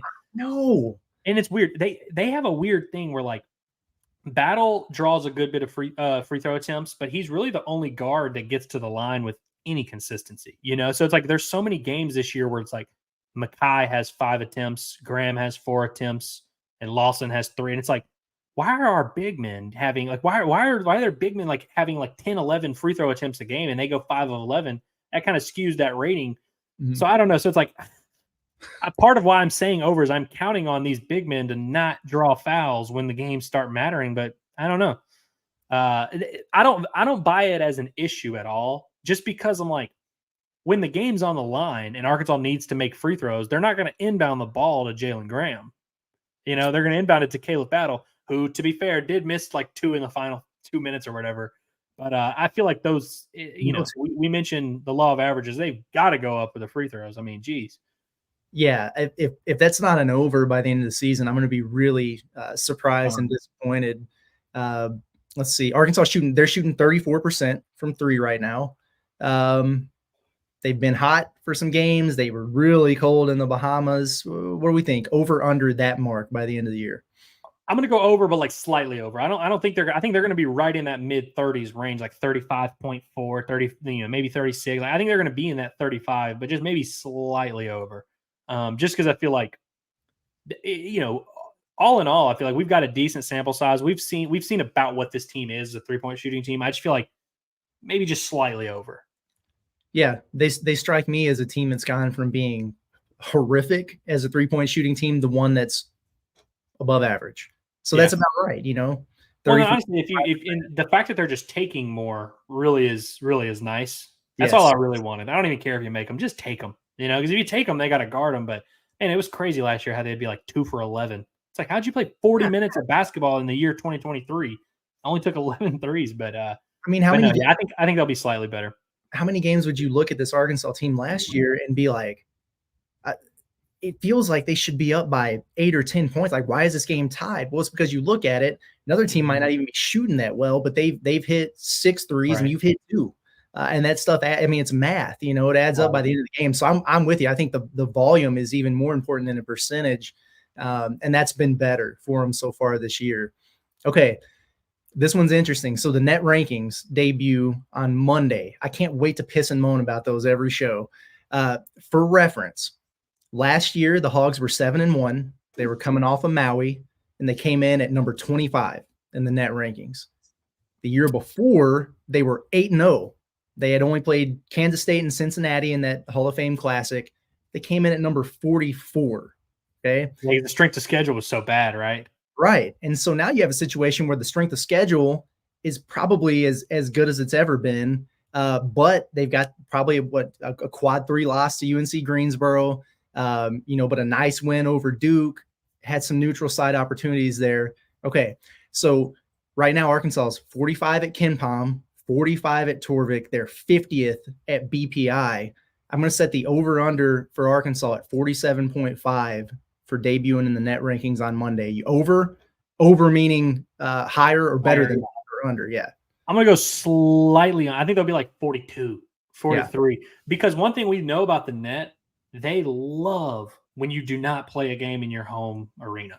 Yes. And Arkansas doesn't have a true road game yet, but having 3 now I guess a lot of teams probably do have some neutral site, but having 3 neutral site games against legit competition and a game against Duke, which is what I would consider to be legit competition. And another thing is what's Alcorn? Now, Alcorn might screw them here because Alcorn's probably like 270 and whatever. But it's not like they're non-conference games. Like, obviously, they lost to Greensboro, which isn't going to help. But, Gardner-Webb's not going to be BPI 290 or something like that. So it's like I don't think they're going to have enough of those, like, dropping them down that much. So let me throw it at you real quick. So at KenPom, which is probably as close as we're going to get to those kind of rankings right now, Alcorn State's the lowest. They're at 281. Whatever, you blew them out. Lower than I thought they would be. Yeah, Gardner-Webb 163, Old Dominion 189. UNC Greensboro is at 100. So I mean that's a top 100 KenPom team. Stanford's 98. So take that for what it's worth. Memphis 38, Duke 14, and North Carolina 11. So you got 2 top 15 teams. You got another top 50 in Memphis. A couple top 100s in Greensboro who you lost to, and Stanford, and then whatever with some of these. Here's what I don't get, Curtis. On KenPom, I was looking at KenPom, I guess last night. Arkansas is like 60 something in strength of schedule. Is that what you're seeing too? Like, is that I don't know what site you're on now, but like when their strength of schedule was lower than I thought it was going to be. Let me see. How are there that many people with better strength of schedule than Arkansas? Schedule rating, 66. Yeah, see, like that's crazy to me, right? So, like, if that's going to be how it is for BPI or for net, then I don't know. I thought their strength of schedule would just be higher, but who knows? It's maybe dragging them down a good bit. Yeah, I don't know what to expect from this on Monday. Obviously, it doesn't matter. I mean, it changes every. Really, yeah. I mean, it'll change. They'll move 4 spots depending on whether they win or lose against Furman. They'll move. Exactly, and so they'll be fine either way. I just don't know, like. Is it going to be a situation where it was like a couple years ago where, like Hofstra, in the grand scheme of things, they were a pretty decent team. But at the same time, that loss killed them like the entire year and held them. They counted as a true home loss too, right? They counted as a true home loss. Yeah. So I don't know if that's going to have an impact. How does that weigh against beating a team like Duke early? I don't know. So I think they're probably going to be somewhere in the 40s to start, but Furman got to take care. Look a lot different, because when you play Furman, which is going to be what's Furman, top 150? They're probably somewhere in a decent range. And then Oklahoma's had a good start to this year, so you're going to add 2 solid games, one of which being at a neutral site. So next Monday, Arkansas could be in a much better. So they could be 32, 33. Oklahoma's undefeated and ranked right now. Yeah, so where are they at in like the metrics? Are they like top 50? They're 25 at KenPom right now. So yeah, if you beat them on a neutral site, that's going to give you a pretty big bump, I would imagine. Yeah. So I don't know. It'll be interesting to see where they're at there. Let's see. Okay. We talked a little bit about the non-conference schedule here, but they've got Furman coming up Monday at home. They've got the neutral site against Oklahoma, which is maybe a tougher game than we anticipated coming into the year. They've got Lipscomb in that House of Horrors in North Little Rock. And then they got Abilene. That'll be the score of that game. They've got Abilene Christian in that weird, like, finals are over right before Christmas game. And then they've got UNC Wilmington in that weird You just This is came a back from gauntlet. Christmas. This is a freaking gauntlet of a schedule. I mean, that may sound like I'm being sarcastic. I swear I'm not. These are not the type of teams you do not want to play UNC Wilmington while you're on Christmas break. No, your team is not going to show up ready to play, and you're going to be down at half. Like that's not a fun. That's Abilene Christian's another one like that. Those are tough non-conference games, but we're talking about resume. Those help. You know, when you beat those teams by 9 or 10, like those really do help you in the metrics a good bit. So the question is, do they get out of that stretch unscathed, right? So let's set the over-under on non-conference losses the rest of the way at 0.5. Now they're not losing to non-conference anymore. They've gotten that childishness out of their system. Why would they lose a game? What are we thinking? Had they have not lost to UNC Greensboro, I'd be more concerned about some of these other games. You know what I'm saying? Well, that's another thing. Is like you even got that one out of your way. Yeah, I mean, like statistically, Musk had never lost a non-conference home game. He lost one. He's probably not going to lose one until 2027. Yeah, like Lightning's not going to strike twice against a random mid-major. You know, there's just no way that's going to happen. We know that North Little Rock is weird, but they kind of figured that out last year. Honestly, yeah. I mean, they beat the hell out of Bradley in there. Maybe that's a thing of the past. I don't know. You can never rule anything out in Simmons Bank, but yeah, I mean, I think we're looking at that Oklahoma game, saying, man, you know, like if Arkansas missed, you know, an opportunity or two in the Bahamas, they got a chance to make up for it. At least one of those, you know, with this game against Oklahoma, which, you know, quite frankly, been there the last 2 years. It's a home game for Arkansas, even though it's a neutral site and it's kind of the midway point. Like Arkansas takes over the BOK Center in Tulsa. That's why the Sooners wanted to play this game in Oklahoma City, and it almost didn't happen this year. But lo and behold, we're back in Tulsa, and you know, I think it's going to be a really good opportunity for Arkansas. So yeah, I think I'm with you. I don't see them losing again, and honestly, I see them racking up some wins, you know, to start SEC play as well. But you know, we'll see what happens there. We're in agreement that Arkansas is still an NCAA tournament. I'm sure that we're both on the same page there. Probably. The last 3 years, they've been a 3 seed, a 4 seed, and then an 8 seed. Given where they're at right now at 5-3, got some work to do, whatever. Over under for the seed when the bracket's revealed on Selection Sunday, we're gonna set it at 6.5. They'll be under 6. Think so? Unless you were gonna go like 4. I think 5. I think 5 is the correct one. 5. I think 5. 5 is like right. I think, you know, I was just thinking about those. It's like deal or no deal. When you got the 3 and the 4, and then you got the 8, it's like it's gonna be in there somewhere. I feel like 5, 6 like sounds about right, because they, you know, they're not gonna be like even if they like, I don't know. I'd have to really like look at this to give a more educated opinion, but like if they really went on a run and won like 12 of their next 13 or 14, I still don't think they would be like they would still probably be like 17, 18 in net, right? It's going to take I think it's going to take them a little while to make that climb. I do.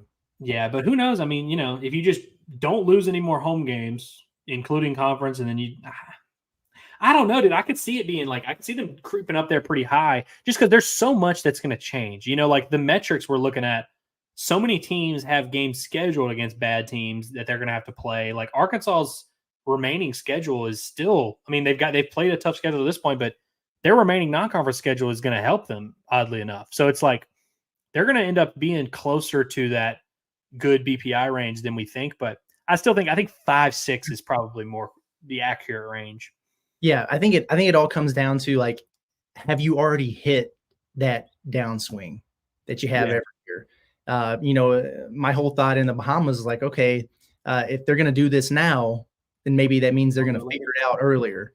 So you can't, you know, get into the beginning of January and, you know, you've got, you know, Auburn, Georgia, Florida, A&M, South Carolina, then you walk out of there 2-3 or something. Like that can't happen.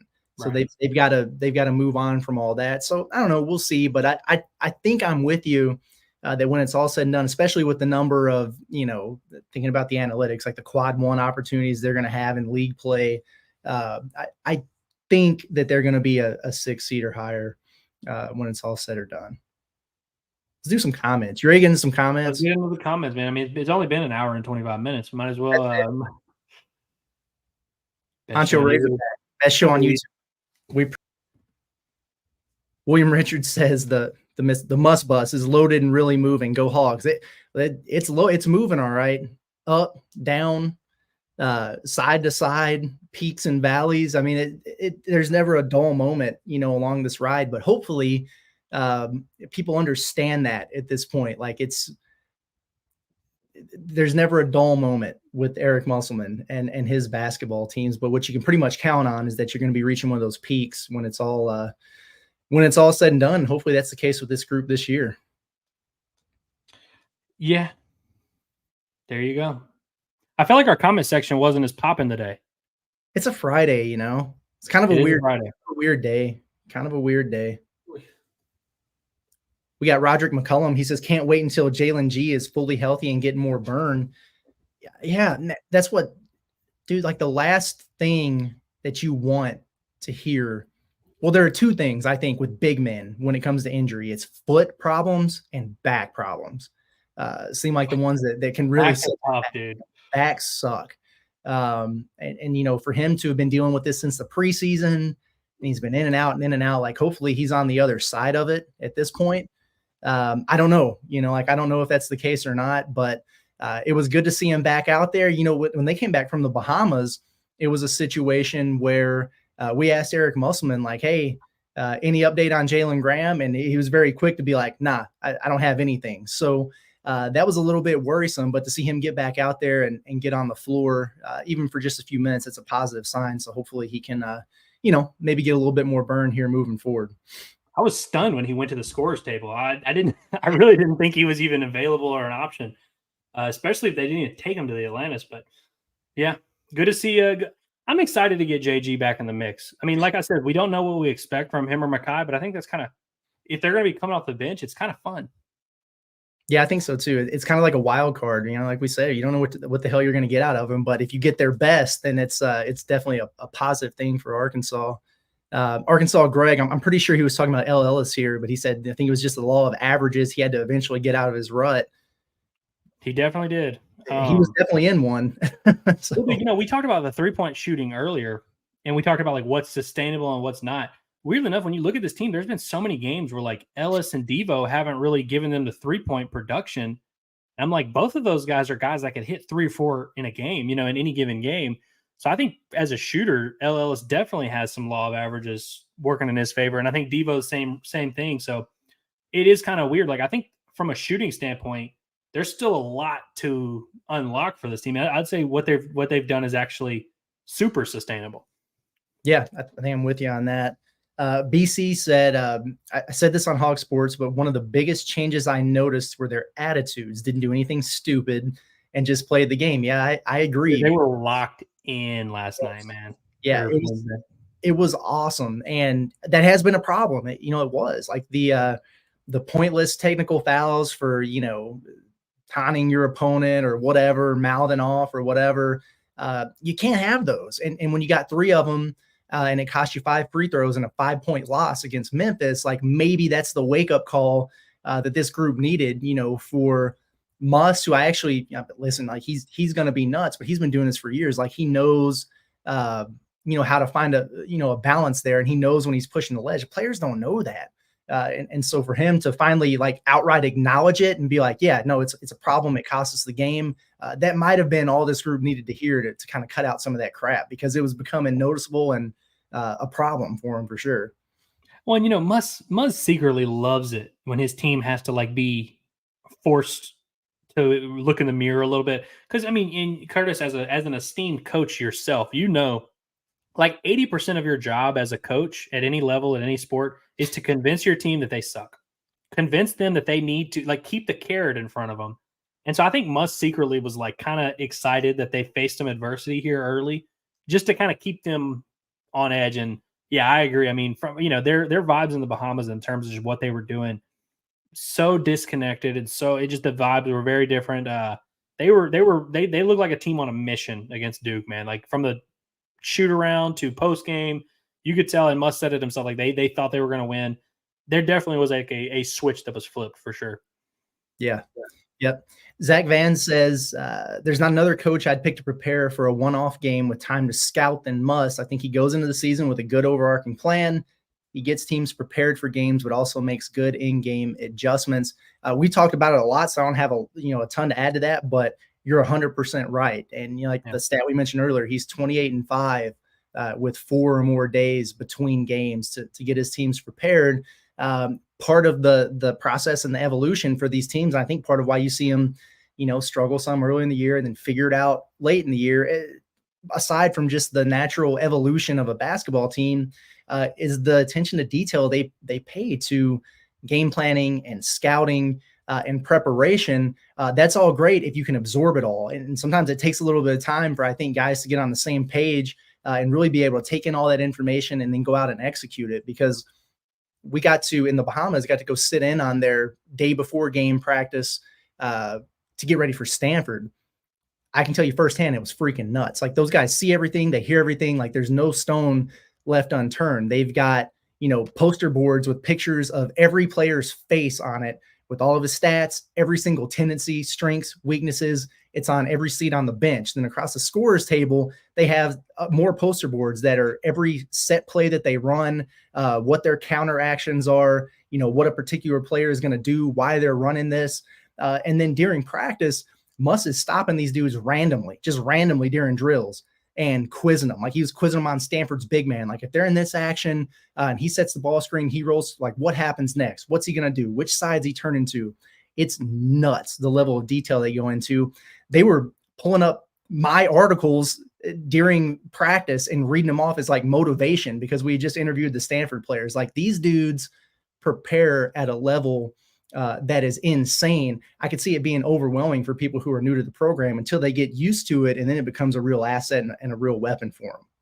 Well, I think in the NCAA tournament, obviously, that first game you're going to get 5 days to prepare.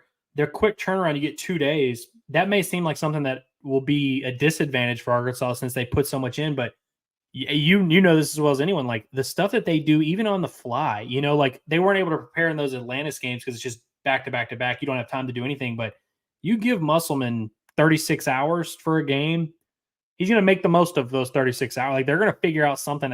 I just trust them to check those boxes and push the right buttons more than I do most of these teams. And so I feel like it's such a huge advantage, especially because, like I said, a lot of teams probably do go into those second NCAA tournament games, like a round of 32, and they're kind of not able to prepare as much. I can't even imagine what it must be like playing for a guy like that. I mean, that must suck, honestly. If you just win an NCAA tournament game, you want to kind of relax, and the next day you've got to just study for 9 hours. Like, just how it is got to be. I was talking to, obviously, Scotty Bordelon was there, and we were sitting in that practice, and I was getting stressed out just at the practice with just how intense everything was. And I looked over at him and I said, dude, could you imagine being a grad assistant or a manager for this team?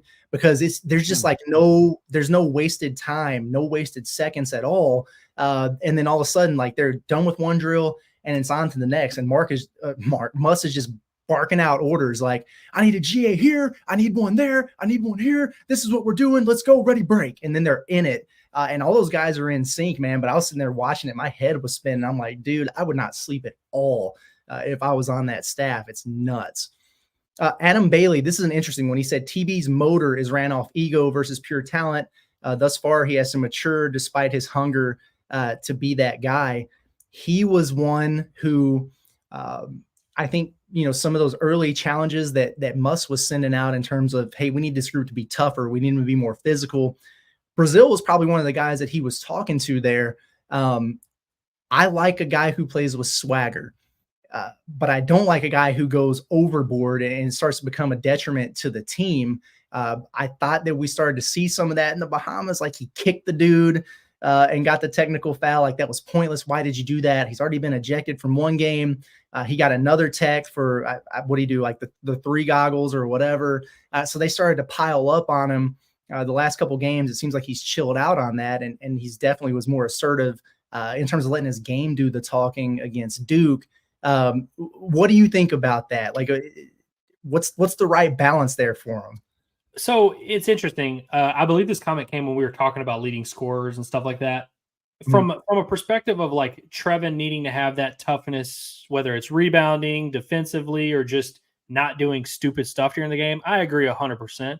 And I thought that he responded really well to those challenges. Like, I thought the way he, like the energy he brought in the Duke game, and obviously hitting 4 threes doesn't hurt, but just the way he played defensively and the way he rebounded, and I felt like his sense of urgency was good, and the way he approached everything mentally, I felt like he was really sharp and locked in. I liked the way he responded, and you could tell there had to have been a conversation or two. But in terms of like, I don't know if ego is the right term here. Like, I don't know. I don't feel like he has any of those issues. And from a scoring standpoint, I think some of the times that he, his deficiencies there and when he floats in and out, it's more about just kind of the flow of the game and how he's used. Like, I don't know if I necessarily want Trevin to be a like ball dominant, like scorer who's asking for the ball every possession and stuff like that. Like, I don't think that's really where Arkansas needs him to be. And I don't think that's where his professional future is going to be. So weirdly enough, I think the way that Arkansas has kind of used him, where he's more just part of the offense and spacing and kind of a toy they use when they need to, like, I think that actually works out better for his skill set. And, professionally, Trevor Brazil is not going to be a go-to scorer in the NBA. And, I think he's a super talented player, but he's not going to be like a guy you're dumping it into. So I think I'm okay with kind of the way he plays his role offensively. Maybe I wish that role would change. Maybe sometimes I wish he were used as a screener more here and there, but I think there's more room for that. But it's in terms of how he's approached things, I think he was just a little weird. Maybe he was feeling himself in the Bahamas. I don't know.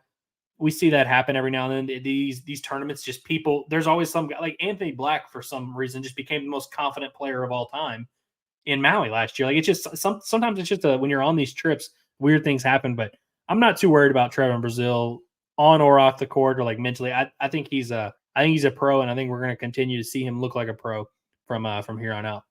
Yeah, just playing with a little bit of edge. I like when he embraces the villain role a little bit. You need a guy like a little that. bit, yeah. As long as it's not tangibly affecting you, like you said. I agree. Exactly. Just a couple more here, and then we'll get out of here. I've seen several comments of like different things about the defense, so it's kind of hard to pick just one. But people talking about help rotations, being able to defend the three. Like, yeah, Arkansas has to do all those things. In my opinion, though, it all starts with something you mentioned earlier, which is guarding the ball. On-ball defense has been a big problem for this team, and that's where everything breaks down. Like, where are the three-pointers coming from? Well, a lot of them are, Arkansas either gives up middle, which is a no-no in their defensive schemes, and somebody's able to get into the lane and spray it out to an open shooter when the defense has to collapse. Something I think we've seen more this year than we've seen with any of Musselman's teams in the past is, they're trying to shut off the middle, but they're not cutting off the baseline. Just because you're shutting off the middle doesn't mean you just give up the baseline. You want to force it towards the baseline, you still got to cut that thing off. But guys are driving baseline, and they're doing that deal where they almost jump out of bounds and skip it across the baseline to the opposite corner for a wide open three. And Arkansas gets killed on that over and over and over. You start keeping the damn ball in front of you a little bit, you're going to give up less three-pointers. At least that's the way I see it. Well, yeah, and like, look, if teams move the ball and they're able to kind of move, get some penetration, bunch of rotations, and they have excellent ball movement and they're set, it like works out, okay, like that happens. But like you're saying, it's there's so many times where it's very simple of just my guy gets by me, our big man has to come over, one pass, two pass, wide open three. It's like almost like Arkansas hasn't made teams work as much as they need to, and that's the one thing. Defending the 3-point line is an area. I think they gave up 5 or 6 threes against Duke, but it was on a lot of attempts. Like there were some attempts that Tyrese Proctor just missed wide open ones. But I felt like Duke at least had to work for those attempts. It wasn't like they were just getting wide. They were coming down the floor, making one or doing one screen and getting a wide open look. I felt like they at least made Duke work a little bit. And when Duke had to work, they weren't able to string together successes consistently, which I was a fan of. But I agree with everything y'all are saying. Yeah, I mean, it kind of leads right into what you just said, but Daddy Daughter Playlist here says, I feel like the biggest difference between Duke and UNC was Duke shot like ass. We scored the same in both games. Yeah, but why did Duke shoot like ass? It's because Arkansas did a much better job of contesting and not giving them anything easy. And they gave up some points in transition, but the transition defense was better against Duke than it was against North Carolina. They were contesting shots. They blocked 10 of them. Whereas, in some of these other games, we've kind of been seeing some guys run free and get wide open looks. So, yes, Arkansas needs to start creating more havoc defensively, steals, generating turnovers. That's going to fuel them in the transition break. But if you're not going to do that, the least you could do is limit the quality looks for these other teams and hold them down. So yeah, Duke shot 35% from the field and under 30% from three. That's how you shut a team down and beat them. If you're not going to turn them over a bunch. So I think, yes, they shot worse than North Carolina did, but there's a reason they did. So credit to Arkansas for the defense that they played. Yeah, I don't know. I saw a very different on both ends of the floor. I felt like Arkansas's offensive performance was completely different. I know they scored the same, but I felt like offensively Arkansas looked like a completely different team. And Tremont Mark wasn't there, so they were literally a different team. But then defensively, like you said, I felt like the looks that Duke was able to get on a consistent basis, they had to work for them a lot more. And every now and then they would get things. And, Filipowski, once he got into the game in the second half, was able to really attack them in the middle. But it wasn't like a situation where Arkansas wasn't defending and it was just like them missing a bunch of wide open looks.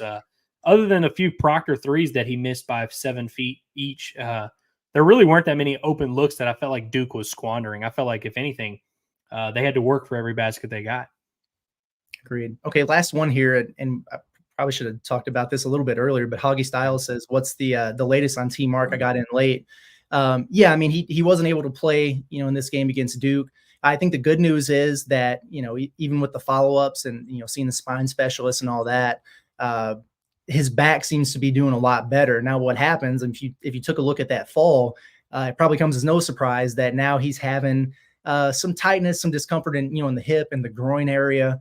And like Musselman said after the game, they're going to be really cautious in terms of bringing him back because a groin, that's something that can really linger on you. It's kind of like back spasms for a big man. Like if you're a guard and your groin is bothering you and that kind of controls some of your explosion, your lateral movement and everything like that, like you got to make sure you're back to 100%. So, hey, he's moving around. He's doing a hell of a lot better than he was, when they had to stretcher him off the floor and send him to a random ER in the Bahamas, which was a really scary incident, but still got a little bit of ways to go. I would be surprised if he played on Monday, just because they're being conservative. I don't think I'd rule him out for this Oklahoma game, though, but it's going to be based on how he feels. But one thing I wanted to ask you, Andrew, and then we can get out of here. What did you think about Musselman's comments about T Mark after the game? Because I thought that was really fascinating when he said, like there was no way he was going to be able to practice on Monday, but he showed up in full practice gear and they wouldn't let him go, but he was following, his position group around from station to station, drill to drill. He's engaged. He's asking questions. And Muss said he felt like that might've actually helped, provide a boost to team chemistry. I thought that was a really, really interesting comment. What'd you think about that? I loved it. And hey, I know the fans loved it too, because fans love this crap, dude. Whenever there's like an injured player and they're like, people are watching the body language on the sideline. People are watching to see if he's talking with his teammates. Because, I mean, how often have you read stuff like that where it's like, oh, Rocket Sanders, I don't see him out there with the team. Jalen Catalan, why is he not with the team? I love that T Mark was still engaged with the team because, hey, you're still on the team. Also, he was probably in his mind thinking, I'm going to play Wednesday. Like, I'm playing against Duke. So I'm sure there was a little bit of that too, but I love that idea of like, even if you're not with the team, like they know you're there, you're still doing your part. You're still productive. You're contributing to these meetings, these conversations. I loved all of that. And I think that it was really cool to hear that about Mark. And I think it just tells you a little bit about like the mindset of this team this week, what it's been. Because I think like all the things that we're talking about, we're stupid if we think they aren't talking about it, that they aren't aware of some of these things and they aren't aware. That I'm sure they were in the Bahamas for however long. I'm sure they didn't have, they got home and were like, man, that wasn't as fun. Like all these guys like Ellis and Caleb Battle and Tremont Mark's had success before, but all these dudes like this, they know that this is their last year. Like they're all kind of all in.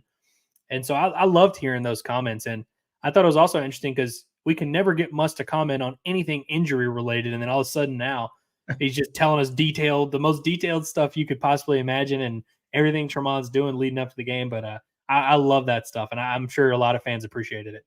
Yeah, that was really cool to get a little bit of inside scoop on that. And again, that was a scary deal. So happy to see him up and moving around and hopefully he's back sooner rather than later.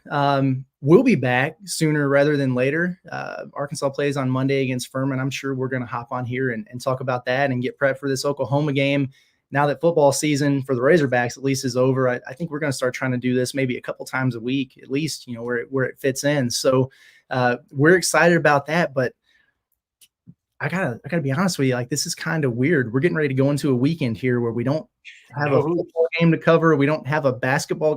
What are we gonna do? Like, are we just gonna go watch and enjoy somewhere? I mean, what's the plan here? We're gonna place a lot of bets. Is what we're gonna do. We're gonna place a lot of bets, and we're just gonna it is really bizarre that a Saturday, like Saturday, is the one day that like I expect to work every week. I'm prepared to work every Saturday, so it is kind of. It's a real shame that I'm going to have to not work this Saturday, but it is what it is. Yeah, it's tough, man. It's tough. And no, I'm definitely looking forward to just sitting and watching some ball and actually enjoying it as opposed to stressing out and trying to write 1,500 words about it. So that'll be a good time. But man, we went an hour and 45 minutes here. We sit and said beforehand, like, we thought we might be able to talk for 2 hours today, and we probably could have. But hey, it's Friday. You guys got places to be, and so do we. So we're going to get out of here. It's been an awesome show. Do we have places to be, Curtis? Where do we got to be? Absolutely. Listen, man, it's Friday night is date night for me and the wife. So like, I gotta be ready to roll. There's no telling what kind of Christmas lights I'm looking at tonight. Where I'm going to be drugged to for dinner. I might have to put on a nice shirt and you know how I feel about pants. Like, I might not even be able to wear shorts tonight. I don't know. So the pressure is on. So I got to start game planning here for sure. Well, good luck with that. And we will enjoy our weekend. And we look forward to, we definitely need to start. I mean, once we get to 2 days a week, I feel like, because every time we do a show, I'm always like, man, I feel like we didn't talk about this. I feel like we should have got to this. No more of that. We're gonna ramble for as long as it takes until the job gets done. That's what we did today, and that's what we're gonna do. I guess maybe Tuesday is probably when we'll be back here. I think that sounds about right. Yep, that sounds about right. So be on the lookout for that. We're both going to be in Tulsa next weekend to check out this Arkansas-Oklahoma game. So that'll be a fun little road trip. But hey, appreciate you guys tuning in as always. This has been a really fun change of pace to the show. Love having Andrew on here. I think it's been great, and it's only going to continue to get better. So on behalf of Andrew and myself, Curtis Wilkerson with HawgSports.com, appreciate you guys. We'll be back with you soon. This has been Hog Hoops Live.